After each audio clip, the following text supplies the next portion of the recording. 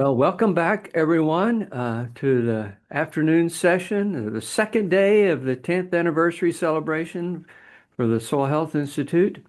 We've had some really engaging sessions leading up to this one, and I know this one is going to be, they're going to be knocking it out of the park too. We're very, very fortunate to have these folks come to share their time and thoughts and expertise with us today and a panel on philanthropy in regenerative agriculture. And Byron Rath is going to be moderating this panel. And so Byron is our Chief Impact Officer at the Soil Health Institute. I'll turn it over to you, Byron. All right. Thank you very much, Wayne, and welcome, everyone. It's a pleasure and an honor to moderate this panel today on philanthropy and regenerative agriculture. We are joined by some pros, to say the least, with a lot of collective experience and I think some really diverse but complementary perspectives on the subject. Dr. Moira Mcdonald is the Environment Program Director for the Wlton Family Foundation. Pleasure to see you, Moira. Dr. Andy Jarvis is Director of the Future of Food for the Bezos Earth Fund. Pleasure to see you, Andy. Haley Burns is Senior Program Officer in Agriculture for Builders Vision Philanthropy. Hi, Haley. And Greg Bohrer is the Director of Natural Capital for the Walmart Foundation. So it's a pleasure to have each of you on. I will just dive right in. Would like to begin, Moira, with you. In reading about the Wlton Family Foundation's strategies and some of your writing, we see that the vast majority of Americans, some 94%, agree with protecting our lakes, streams, and rivers. And I'd like to start there. Water is especially a top priority among young people, ages 12 to 27. And I know that the Wlton Family Foundation has invested extensively in soil health and regenerative agricultural practices in the Mississippi River Basin. So given your experience, I think the audience and I'd be very interested in hearing, how has your thinking about water conservation and philanthropy evolved over the course of your career? I'm glad you pointed out we love to poll and to hear how people resonate with water. Like everybody, water's life. Everybody needs to connect with water. And so that's something we've really understood a lot more about in the last few years. And that recent Gallup poll that you're talking about that talks about young people, one of the key findings of that is that like a third of young people these days think they'll have to move in the course of their lifetime because of insufficient access to water. So it's a crazy idea. But yes, we're a water funder, and we have worked since 2009, I think, to address water quality as a problem of ag runoff in the Mississippi Basin. And so that's really the heart of the Corn Belt. That's, Indiana, Illinois, and Iowa. And we really started back in the day with the idea that we needed to advance practices with agriculture that could improve water quality, but also that would work for farmers. We knew we wouldn't be successful by trying to get farmers to do something that would be too expensive, take too much land out of production, or in some other way not work with the production system. So that meant that we spent our early years doing what I would affectionately call throwing spaghetti at the wall. Just trying a lot of different things to see what we could get traction with. And what could have enough water quality benefits, but could also be advanced through voluntary adoption. So the early days were focused on funding grantees to build trust with farmers, to develop farmer networks, to cultivate farmer champions for peer-to-peer work, to socialize conservation practices. And it's just really like a farmer by farmer approach to exploring what could work and what could bring results. And over the years, as the value of conservation practices like cover crops, like no-till, was more established with farmers, we've really evolved away from doing that farmer by farmer work to try to increase incentives for adoption, increase the resources that help farmers adopt, and increase the availability of what I call like conservation infrastructure, like what is needed, the businesses and the new equipment and the entrepreneurship that's needed to advance this stuff. So that falls into a few buckets for us. It's sort of making a better case that cover crops and other conservation practices work for farmers, have environmental benefits, and don't make that and are not economically detrimental. Working with partners upstream and downstream from farmers in the supply chain that want to improve their own sustainability to craft incentives for farmers to adopt conservation practices, and then the policy work with states and the Farm Bill to increase the access to economic incentives and technical incentives. And then that last bit is the business of conservation, cultivating a culture of entrepreneurship so that there are folks who want to do custom cover crops, that kind of thing. And then as we look forward today, I think we want to continue to think about how we build that ecosystem of payers who can help increase the social and economic incentives for farmer adoption. So as we think broadly about that, we ask ourselves questions like, who else is invested in water management in this watershed? Who wants to drink cleaner water downstream? What business sectors need clean and abundant water for their production systems? And where are there opportunities to bring downstream communities into the conversation with farmers? Because those downstream communities we know are facing more and more water management challenges from climate change. Mm-hmm. There's several points I'd like to return to there, Moira. But before I do, move quickly over to Andy Jarvis, Director of Future of Food at the Bezos Earth Fund. Andy, the Bezos Earth Fund takes more of a global perspective, and you've written about, the fact that nearly half of the habitable land on Earth is used for agriculture, and of that half, 80% used for livestock production and animal feed. So your focus philanthropically has really been on grazing systems and an opportunity for improved productivity. And you have written about and invested in a lot of initiatives and technologies for improved genetics that identify cattle that produce less methane and boost productivity, tropical forages, deforestation-free livestock, and transparency or traceability initiatives, and then plant-based proteins, as well as virtual fencing that enables rotational grazing and improved soil health. So can you tell us a bit more about your investment strategies and some of these mechanisms and technologies that you're investing in? Yeah, thanks, Byron, and hi, everyone. Great to be on this, and happy 10th anniversary to the Soil Health Institute for sure. So we've, as you outlined, you did my speech for me there. As you outlined, a lot of our focus has been to date on what we call sustainable protein, and it's just we're driven by climate and nature benefits. So how do we address emissions? How do we reduce emissions coming from the food system or boost sequestration in the food system? And how do we be kinder to nature? How do we reduce, basically, our way of looking at that is how do we reduce the land footprint of the food system so that we're, in the first hand, reducing pressure on deforestation and moving towards zero deforestation, and then giving back in the long run to nature. So as soon as you use that lens, you kind of land on livestock systems as an area of focus. It's a large chunk of emissions, as you outlined. It's the largest land use basically on the planet. So we've looked at emissions reduction with methane reducing technologies. We're very interested in the idea of grazing, and good grazing management can have enormous benefits for climate and nature.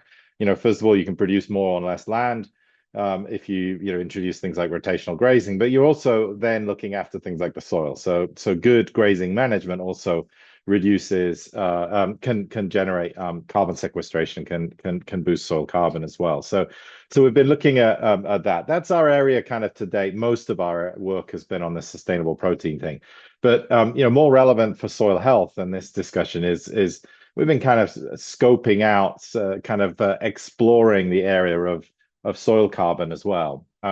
We have a few grants we've had already on this, but our kind of lens of focus, emerging lens on this is real interested in deep soils. So much attention is given to the top soils, and that's obviously much more readily managed through regenerative practices and so on and so forth. You can be working on the soil health of the topsoil, but if you look across the world, a lot of the real big potential carbon reservoir around the planet is in deep soil. It's more voluminous, And it's also an unexplored area where we actually remarkably know so little. You talk to soil scientists, they talk very animatedly about the top 30 centimeters, but often looking below 30 centimeters, the level of evidence, the level of understanding, our knowledge reduces pretty quickly. So we've been interested in this deep soil side, and what can you do about that? And so our kind of emerging ideas on this is,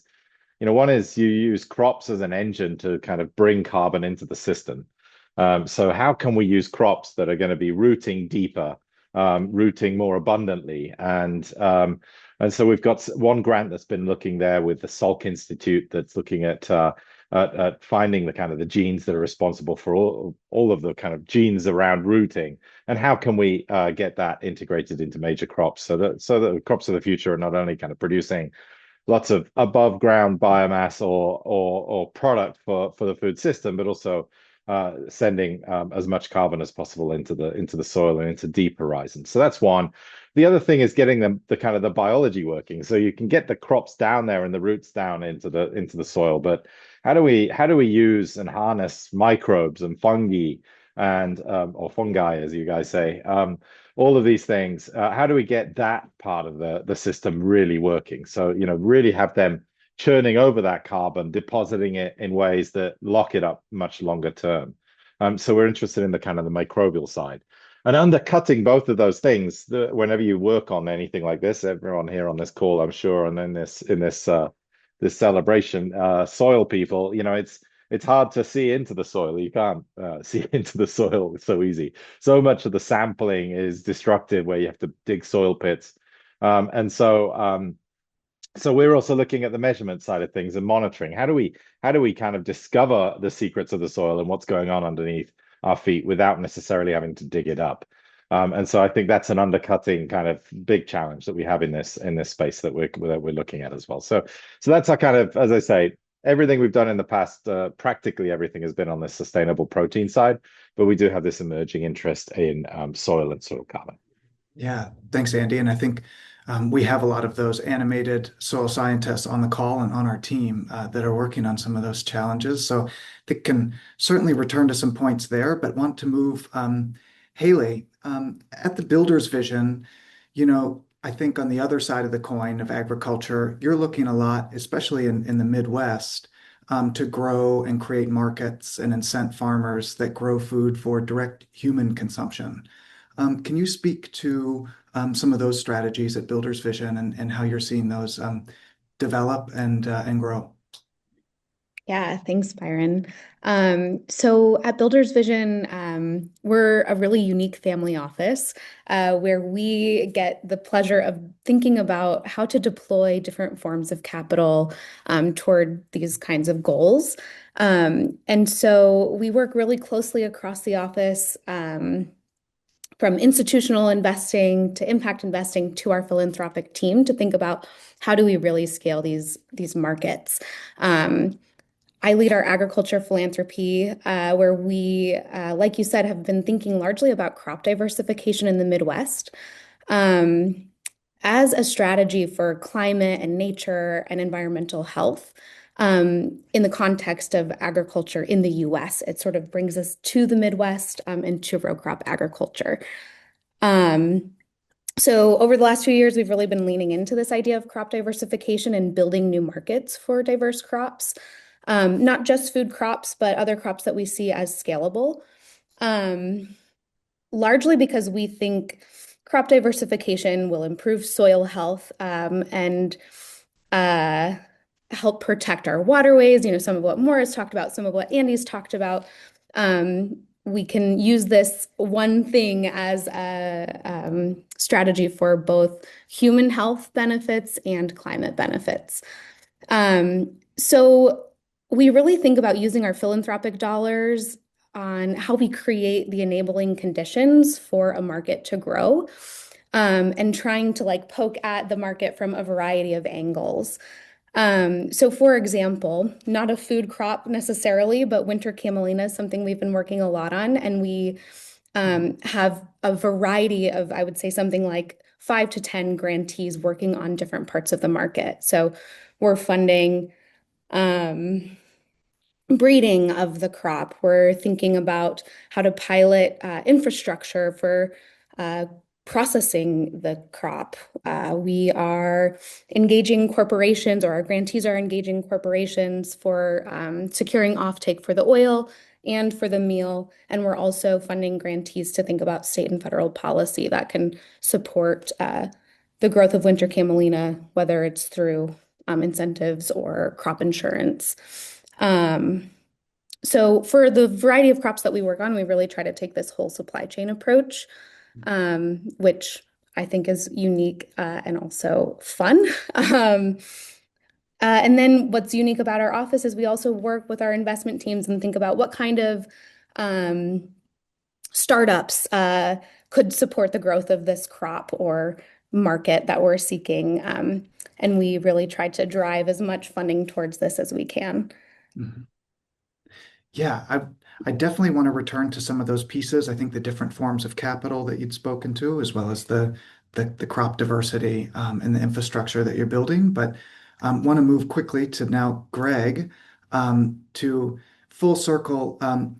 Greg, at the Walmart Foundation, under your leadership, you have a lot of investments in place-based agricultural initiatives, a wide portfolio of grantees in the U.S., many of whom have boots on the ground initiatives, working directly with farmers and measuring impacts and outcomes at the supply shed scale. And you're also beginning to and continuing to convene a lot of those same grantees, really encouraging collaboration and partnership. I feel like in this theme of building the infrastructure that we need to scale some of these systems. And so can you speak to broadly, I think the audience would be interested in, why is regenerative agriculture and soil health important to the Walmart Foundation and to Walmart's business, and to some of the initiatives that you're investing in? Absolutely. And thank you for the question, because it's at the heart of what we do. We have at Walmart and Walmart Foundation, we have what we call a shared value strategy, where we take business priorities and we think about what are the public benefits, the charitable mission that we can drive on the Walmart Foundation side to drive progress against that strategic priority that benefits everybody. And in this case, it's really core to business. Walmart's mission is pretty simple: help people save money and live better. That's that end of the day, that's what we're known for, and that's what we'll continue to do. And as the largest US grocer, that promise really depends on farmers and ranchers being able to produce those products that end up on our shelves. Like at the end of the day, if they're not doing a great job of that, if their livelihoods are threatened, if those products are scarce or unaffordable, we're not serving our customers. And so regenerative agriculture as a mindset here is a way to strengthen that system, improve soil health, and get to those co-benefits that Moira and Billy and Andy were talking about: water, climate, all these other things, but really production resiliency for us. That's it. At the end of the day, we are a supply chain company that depends on the supply chain functioning to be able to do our business. So we do that. We do that on the Walmart business side, driving impact to our supply chains, encouraging our suppliers to take action on regenerative agriculture, because we see the risk reduction that can happen for them, for the farmers that they rely on if they take those steps. But not everything can be solved by business. There's a niche for philanthropy and looking at the broader system and saying, what needs to shift, what needs to be enabled to make those changes happen. And so we have a strong portfolio at the Walmart Foundation, Walmart for Good, where we are investing in research, we're investing in tools, and as you mentioned, we're investing in specific landscape level initiatives where we're bringing through our grantees, we're bringing together the supply chain, government, academics, finance, basically everybody who has a stake in that resilient production on that landscape, trying to crowd them all in to work together so that we get as much resources on the table as possible to help farmers make the transition, because it is costly, it is risky, and the more that we can get crowd into the system to help them make that change, the better. And that plays strongly to Walmart's strength as a convener of suppliers, right? We have a strong hand to be able to encourage action. So we can balance those two things together, and through that drive regenerative agriculture practices, and through that then the production resiliency that this business relies on. Thanks, Greg. Yeah. Moira, a theme that you mentioned and that others had mentioned as well is this theme of infrastructure and entrepreneurship. Can you speak a bit to some of the infrastructure initiatives that you're seeing, that you're investing in, that you think are necessary to kind of bring a lot of these other investments and grantee programs together? Sure. I love to talk about cover crops. You might know that Yeah. about me. And we have done a lot of great work together with the Soil Health Institute on that topic. And we've seen a burgeoning of interest in it, right? And some of the big challenges to advancing cover crops as more of a way of doing business in places like Iowa have been that, you know, not there wasn't as much seed available as there should have been, that it was harder to find folks who would apply, would fly on your cover crops or would help you kill them, or these things that seem like not the hugest, like the co-op should be able to do that kind of thing, but these things get in the way. So one of the things that we started to think about, and we partnered with Haley on a few years ago, was like, there's a lot of people who want to come back to the farm. And they can't necessarily get enough acres to make a go of it, right? So can we capitalize on that? Those like younger farmers who might be more entrepreneurial and might have some time on their hands to have sort of a social change agenda where, you can have someone in your community get trained up to both be able to deliver this, but also develop a little business around it. So, networks of farmers can just in their county and their community connect up to get these services done. So we started, and then Haley partnered with us on like a incubator for cover crop businesses. And so there were the folks who were growing cover crop seed because we needed more of that. And there were the folks who were like actually delivering the conservation. And it was really interesting, how do people learn to develop business plans and how do they get access to a little bit of credit to be able to build out that business? And how do we, as philanthropy, provide some incentives to be able to help them like acquire a new piece of equipment or expand their marketing effort or, whatever that is to build that business of conservation ecosystem, but also like tap into that like energy in the community where people want to stay, are interested in conservation and can't necessarily early in their career, make it on our agriculture, traditional row crop agriculture alone. So that's just one example of one of the kind of interesting things that's come up in like how to build this ecosystem in the past like 5 or so years. Yeah, and Haley, do you want to add on to that kind of business of conservation ecosystem and cover crop business? I like the phrase kind of employing different sources of capital to, I think you said, poke at the market. Yeah.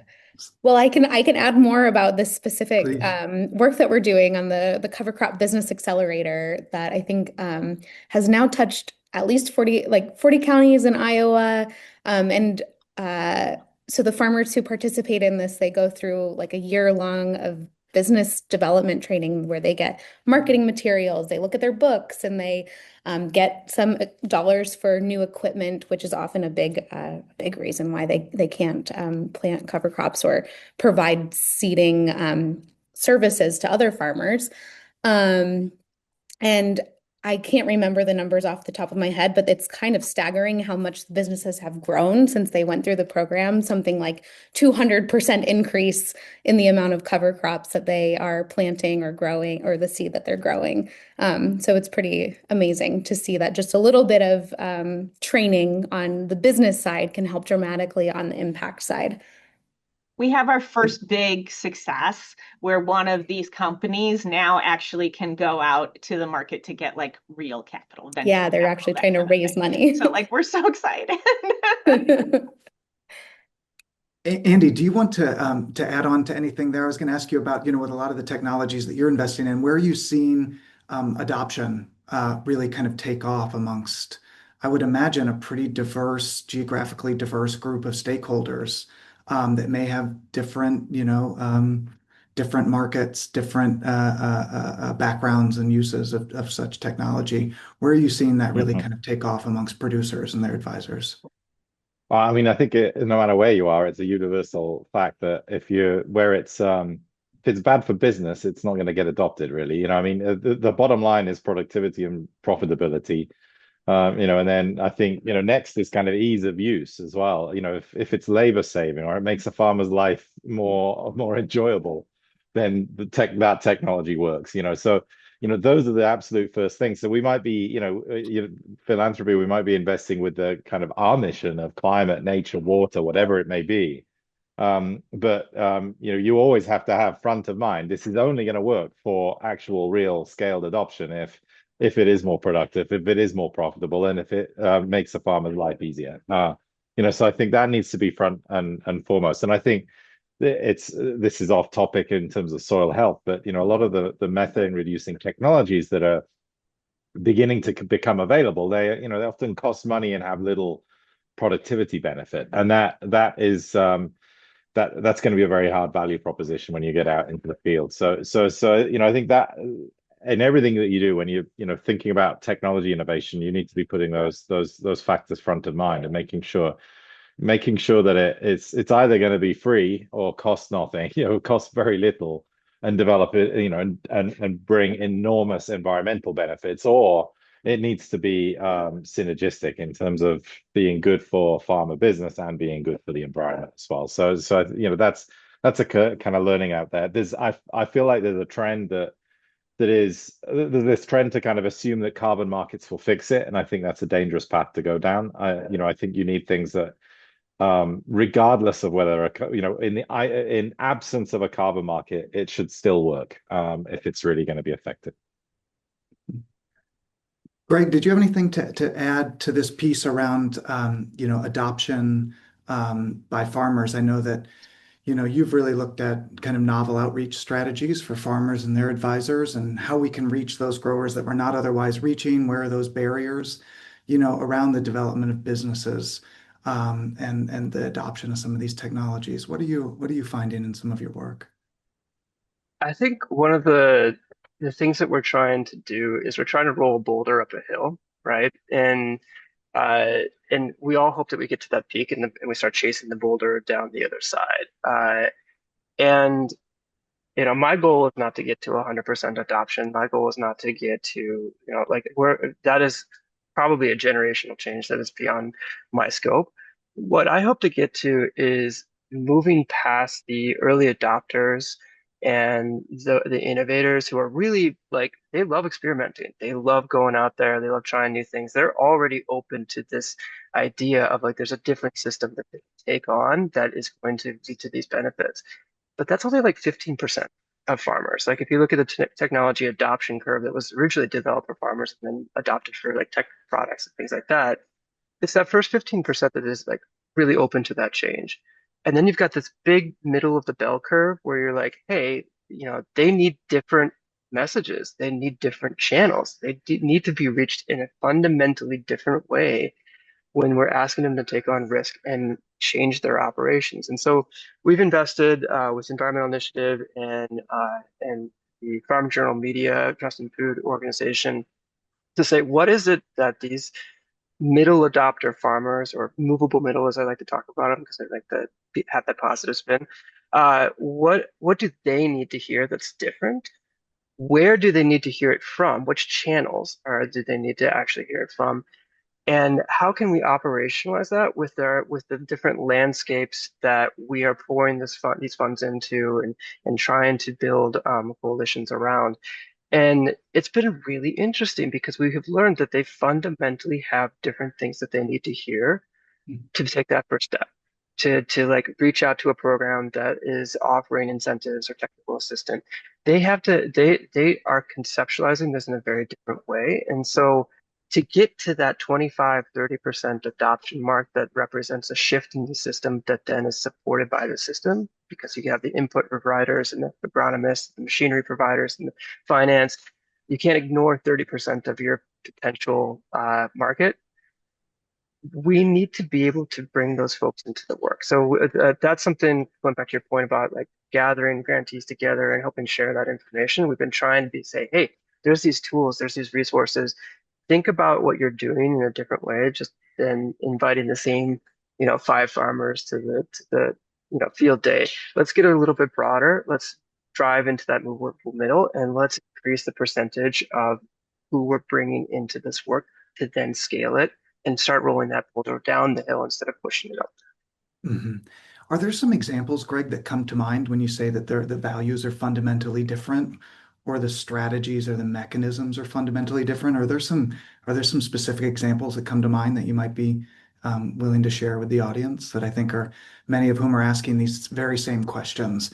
How do we reach those growers and advisors that we're not otherwise reaching, in our particular program of interest?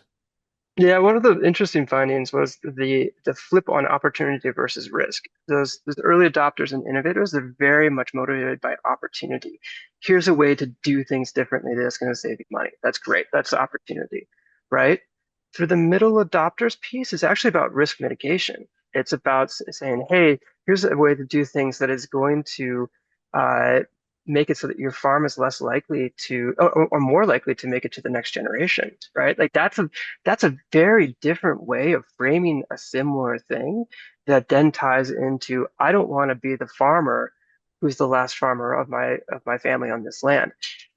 That's very different than somebody's like, oh, that's a cool new way of doing things, right? Like, so so we have to be able to shift and sort of code switch between these different segments of farmers and ranchers that we want to bring into this. And one of those big code switches is how we talk about opportunity versus risk, stewardship, generational transferal. Those are all things that middle adopters are really thinking about, but need to be approached in a very different manner. Yeah. Haley, maybe on that subject of opportunity versus risk, you'd mentioned that the builder's vision is really interested in the connection between soil health and human health. And it's something that you're beginning to look at. Such an expansive topic. It's one that the Institute brought together stakeholders and professionals from both the medical fields and the agricultural fields in 2018. We know there's a lot of interest in it. Can you share with us a bit about how you're thinking about it, the perspective that you have on it, and are there investments that you're beginning to make or areas that you're beginning to look at it at Builders Vision, be it philanthropic or other types of capital that you're deploying?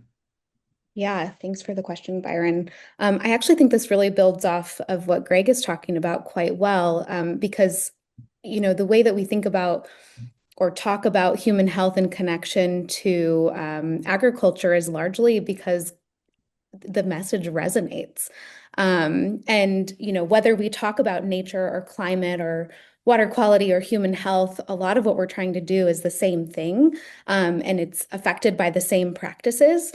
But how we talk about it resonates differently with different people. So, the early adopters, like Greg is saying, might be motivated by this is good for the environment, or this is, a new technology to try. But someone else might be much more motivated by the idea that they could protect their community.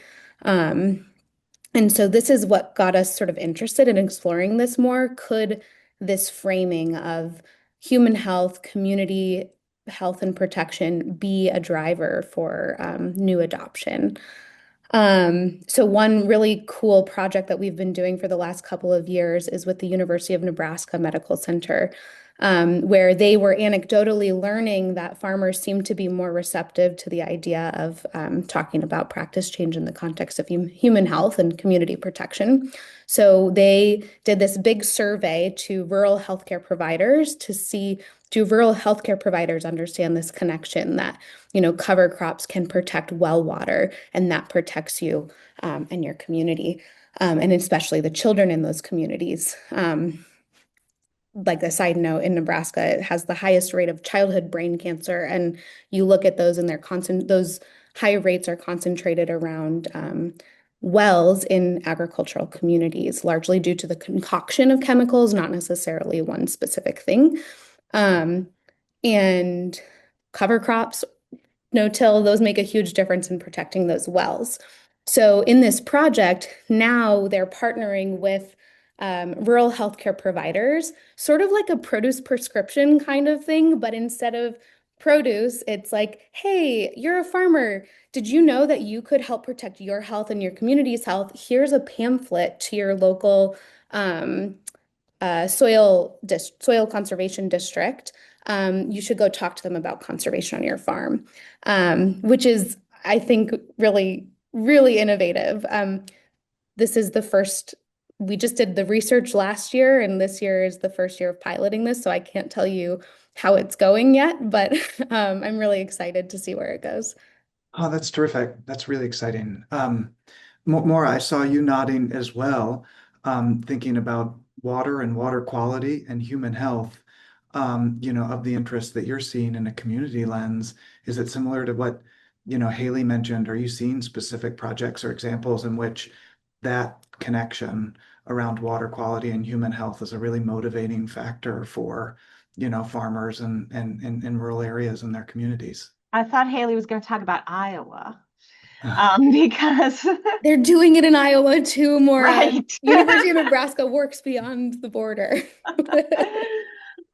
Yes, I mean, I think that, water's, hugely motivating for people. Protecting drinking water. We know from all the surveys, I mean, you talked about the surveys that we do, but like surveys going back forever make the point that like clean water is incredibly compelling for people, and it's an incredibly popular conservation issue.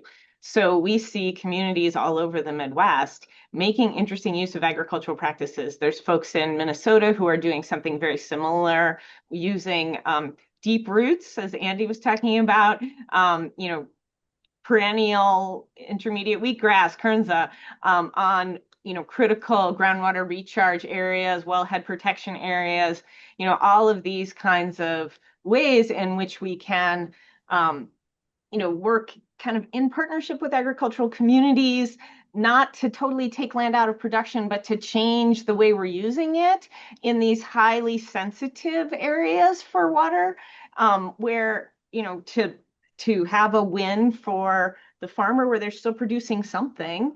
They have a win for the community where you're not paying as much to treat your water, and have a win for the environment where we have, a perennial crop that's, putting carbon in the soil and increasing the quality of the water and all of those things. So I just think that is like, as we see more pressure on water from, intensity of spring storms to droughts in the West, we're going to see more need for innovation in ag around how we work with water and how we protect water resources.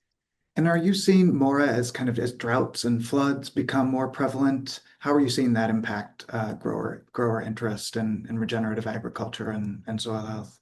I was hoping we'd get to this. I mean, I think the first thing is that it's what Greg is talking about. Farmers want to be able to pass on their farm, right? And these increasingly intense storms in the spring, people are seeing soil erosion in ways that they hadn't seen in a long time. We made a lot of progress on soil erosion for years and years.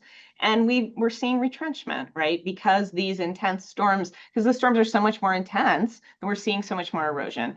And so I think that's incredibly compelling for people. We hear that anecdotally from farmers, from that sort of middle adopter group, mainstream farmers who aren't like on that leading edge of farmer tinkerers who always want to try the next thing, but who are driven to cover crops because they're like, I see my farm in my neighbor's stream, right? We don't want to see that. So I think that's one big push. And I think the other big push is on the other end, where increasingly communities are dealing with, more floods, more challenges with drinking water quality, and they're looking upstream to find answers. That they're looking upstream instead of building a new gray water filtration plant to take nitrates out of their water. Can they partner with farmers to pay for conservation practices that will reduce the nitrate runoff, right? And so when I mentioned earlier, like who else, when we look around, who else could help pay for these practices? Who could help incent these practices and encourage them? I'm very excited about these upstream, downstream partnerships, where this is not only like oftentimes an effective way to improve our water quality, but a cheaper way, and one that can benefit rural communities and like intensify that connection between rural and urban communities. We've seen this, I've talked a lot about Iowa, but we've seen this, we've been piloting something like this in Cedar Rapids, where they have some challenges with controlling flooding, where they can't up their levees anymore. They had to go upstream, but it's produced a great model where they can get credits towards their next, time they have to permit their stormwater and sewage water treatment plants. They can get some credits for improving water quality upstream. They can reduce risk to their community, and they can support farmers who can, increase the quality of their soil. So I think these are some great ways that we're piloting to look at a more resilient future. And the next step is to figure out how to get that infrastructure in place to take it to other places.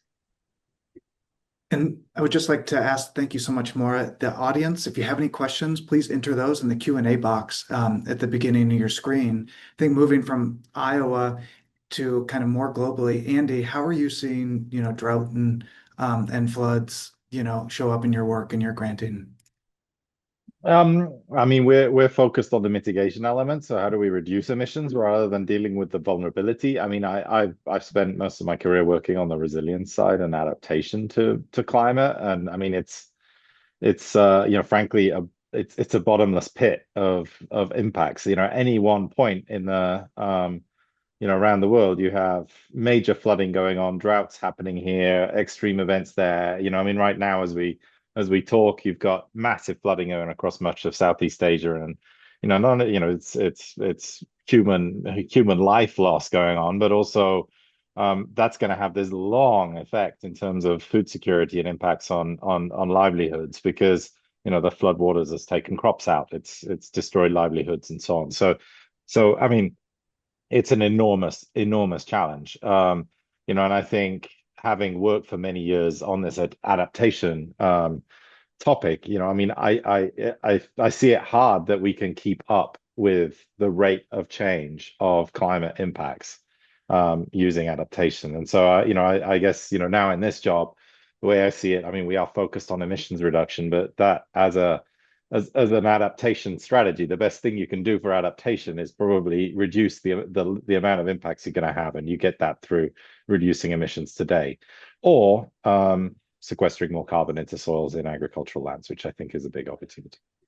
And Andy, I can remember from some previous conversations, you had spoken to, in many ways, all roads seem to be leading to measurement as it relates to soil carbon measurement and also policy development. And you've written about data deficiencies in agriculture and their lack of standardization. Is that something, agricultural data, I think that this audience would be really interested in, and we spend a lot of time working on at the Soil Health Institute. Are you seeing progress there, in greater data standardization and improving some of those efficiencies so as to not impede adoption or policy making around regenerative agriculture and soil health? Yeah, no, but I'm really glad to hear that someone's read what I wrote. At least you, Byron. Thank you. You have one reader. Right, I've got one fan. Great. No, I mean, I absolutely, the old saying, you can't manage what you can't measure. I think is super key in agriculture, and it's why, and I think it's really why certain technologies fly off the handles, fly off the shelves, while others don't, because and this happens with a lot of soil related technologies. It's very hard. It's the impact that applying some kind of product to the soil has. It's not immediate. It's medium, long term. You need weeks, months, even sometimes years to see the benefits of that. And it's very hard to measure those changes, right? And I think that holds back a lot of investment in these kinds of technologies by, and a lot of adoption of these technologies by farmers. So yeah, I think measurement's key.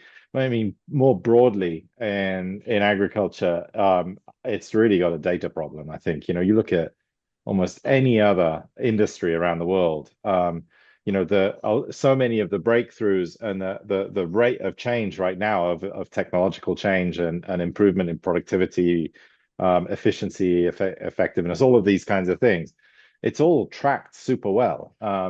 But when it comes to food and agriculture, every effort that we've had, that I've had through my career, of when you need to kind of do some global study to look at progress and things, the data deficiencies are just enormous, and we don't have good means of tracking progress. And when you can't track progress, then you're flying blind, and you're not necessarily doubling down and investing in the right things.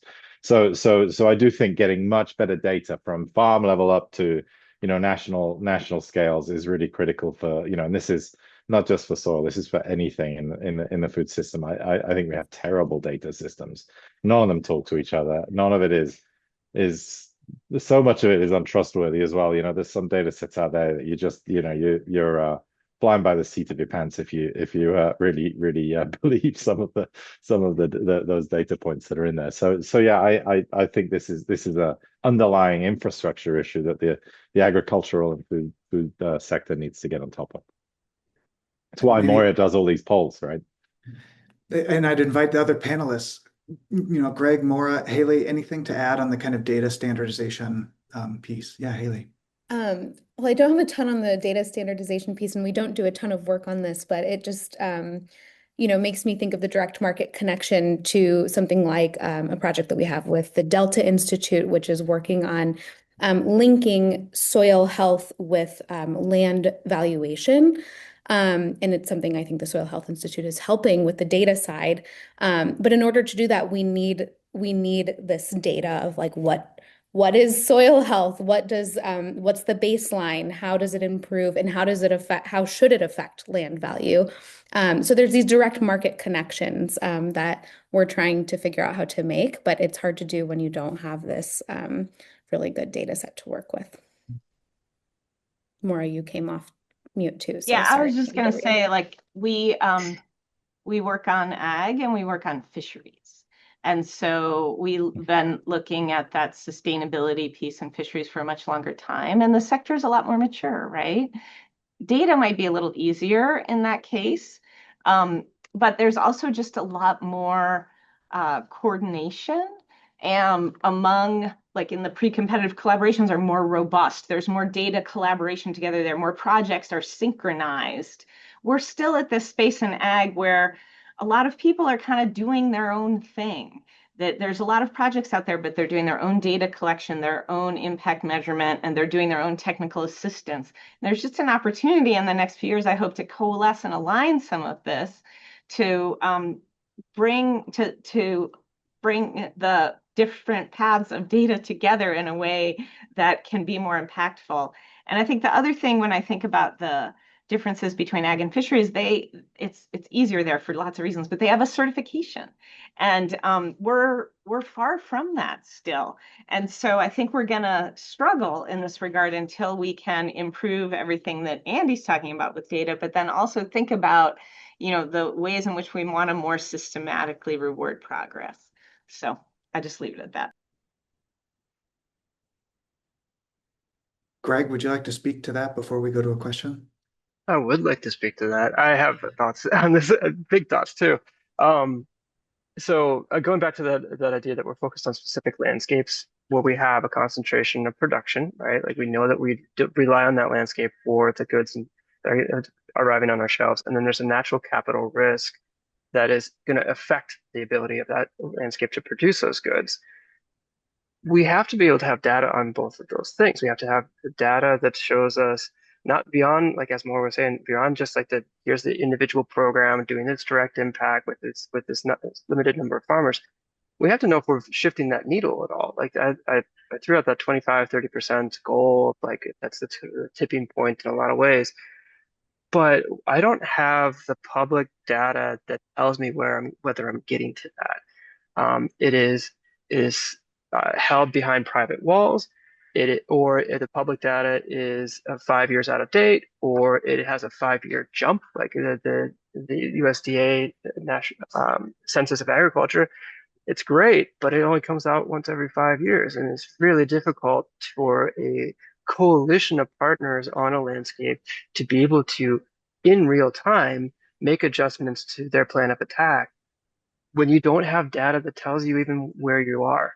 And so solving this issue is going to be tough because as we push the supply chain in, as we push government in, as we push these different actors in, they all have an interest in that data, And we have to find a good business model that allows for that data to become available that isn't going to essentially break the budget of a multilateral landscape initiative. The money has to go to the farmers for the change. The measurement, reporting, and verification is just the icing on the cake, and the bulk of it needs to be headed towards the farmers. And so, like, how do we form a sustainable business model at the landscape level for that data that shows the progress at that level? And it is shared by the different entities that get value from that information. That has not been done well yet. And I'm putting a fair amount of money through my grantees in different landscapes to try and figure that out for different things. Because in Eastern Arkansas, we're talking about a depleting aquifer. That's a very different thing than measuring soil health in North Dakota or water quality in Minnesota, or like there's different outcomes that we're trying to drive that tell us about that production resiliency. And so there's no one data set that can be like, yep, it serves every need. It's context specific, but that means it's a little bit more difficult to bring everybody together and like, this is what we need to get. Maybe just moving from this, I do see one question from the audience, and this is for Andy, but also Haley, you might have want to speak to this as well. Andy, you're asked, do you see integration of perennials, grains, bushes that enhance deep soil health, or are you only thinking about annuals with deep roots? That's a great question. Yes, I think perennials are very interesting. It's one of the areas that we are looking at, and we've been chatting along a lot with the Land Institute about where the state of kind of perenniality in major grains is. The kind of so many times when you mention perenniality or introducing perenniality to annual crops, the kind of the response is, yeah, but it doesn't yield very good. The yield's not very good, and my answer is always, well, yeah. It figures, right? We've spent billions and billions of dollars in 50, 70 years trying to get annuals, really throwing all of the technology at it. And we've it's been a drop in the ocean that has been invested in perenniality. So yeah, I mean, our kind of hypothesis going in is that with modern technology, we can speed up the process of getting perennials more productive. I mean, it goes back to that first comment or the second kind of intervention that I made. It has to be profitable and it has to be productive for farmers to really get mainstream adoption. So, how can we get perennial crops into that domain? So I think, yeah, that's certainly an area of interest. Yeah, and yeah, if you want to get more carbon into the soil, one great way of doing that is having plants in there for longer. The roots will go deeper. They will be more abundant. So if you can have a perennial wheat or whatever in there for 5 years, and you're probably really getting into the deep soil. You're really improving the soil health there, and but it has to be productive and it has to be profitable. And I think that's the key hurdle where we're interested in. How do we boost the progress, accelerate the progress on that in these perennials? Haley, are you seeing opportunities in perennials? Yeah, absolutely. I think we've been working on perennials in a variety of ways for quite some time. And I think at first we're really interested in perennials as a strategy for sort of what Moira was talking about, finding different solutions for lands that are more ecologically sensitive, and getting those long-term roots in the ground. But we as an office have a growing interest in agroforestry, not just on those lands, but particularly because agroforestry can be integrated into corn and soy fields with alley cropping. And so it's one of those ways to get really deep roots and, generational, sort of what Greg was talking about, future generations of economic opportunities on the land by diversifying soil benefits, but without changing your whole operation. So you can start integrating agroforestry crops on the edge of field and alley crops and grow from there. But yeah, we see this as a really exciting market to grow. Well, we just have 5 minutes left, so maybe I'll just conclude with one question for all panelists and start with you, Moira. Specifically, what's giving you energy these days? What are you most excited about in the work that you're seeing and in the space that you're investing in? What's giving me energy? So I do think that, how you started, we get a lot of energy from that like people resonate with water Yeah. and that, ag is the biggest user and the biggest polluter of water. So like making food and ag work together is incredibly important going forward. I think the other thing I've gotten some energy from, is that I think that we've had, for those of us who consider ourselves conservationists, we've had a rough 10 months seeing, federal money get clawed back in a lot of different directions, and our grantees have struggled. And I think ag continues to be a bright spot. I think we saw the IRA money get protected in the congressional action this summer, changed, but really largely protected and secured for conservation practices going forward. I think we saw the conservation smart commodities get transformed but also protected in the advanced markets for production program. I think that we're still seeing that ag kind of transcends partisanship and that farmers are willing to stand up for conservation. And I think that is really hopeful and gives me a lot of energy to go forth with this work. Thank you so much, Moira. Andy. Mine's a lot less tangible. Those are good ones, Moira. I mean, I guess more upstream. I'm fascinated by this idea that we solve world's biggest problems with the smallest organisms.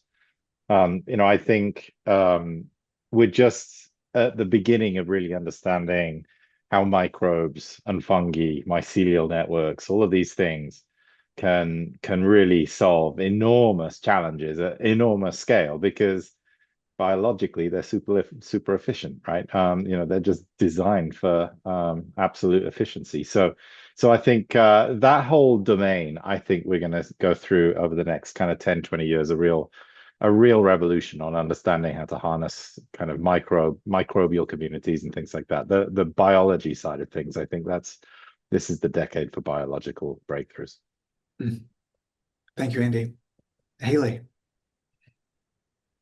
Well, second to what both of you have said already. This is sort of building off of Moira's, but a bit of a different take. Even though I also agree that ag has been a bright spot, there's still a lot that is affecting our ag system in the US, with the changing trade markets, that's sort of shifting the way farmers are thinking and creating, I think, fear and economic struggles for our farmers. And I think it's both devastating, but it does open a door for conservation and crop diversification. And I think if there's a time where there might be openness for shifting, it might be now. So that does give me hope and excitement. Thank you so much. Greg, close us out. No, the other folks on the panel took most of my stuff, but let me see if I can. 3 years ago, we were all hyped up about carbon markets, right? Like there was a ton of venture capital equity going into different stuff that was like farmers were going to farm for carbon instead of just crops, and there was all this stuff that was happening. And I think despite all the storm clouds of turmoil and policy, markets, a farm economy that's really difficult for a lot of folks, there is this sort of silver lining where we've refocused, I think, on what's really critical, which is that this is just good business. Regenerative agriculture, at the end of the day, is just a really good business proposition for the farmer, for the supply chain, for the retailer, and the customer. And that's great. Like that refocus on, hey, we're doing this because it's directly tied to our business model, is helping to unlock a lot more resources and buy-in at high levels of these different companies in the supply chain. And folks are just doing the work. They're not doing it necessarily because they're going to, get this many metric tons of carbon at this price. And they're not doing it because they have a specific public commitment that they need to hit the numbers on. They're doing it because they recognize that regenerative agriculture serves a business model. And I think that's also why we saw we didn't see the policy funding fully blow up. Folks are like, no, this is really important. Let's change the reasons why we're doing it at the top end and the high level in the framing, but we still need to do it. And I think that that is a really, really good shift from where we were 5, 10 years ago in this conversation. That's a really bright spot for me. Terrific. Well, virtual round of applause. Moira, Haley, Andy, Greg, thank you all so much for joining us today, for your insights, your expertise, and your leadership. With that, I'll turn it back to you, Wayne. It was a wonderful, Andy, that was just a wonderful, wonderful panel. A lot of information that I think a lot of us don't normally get.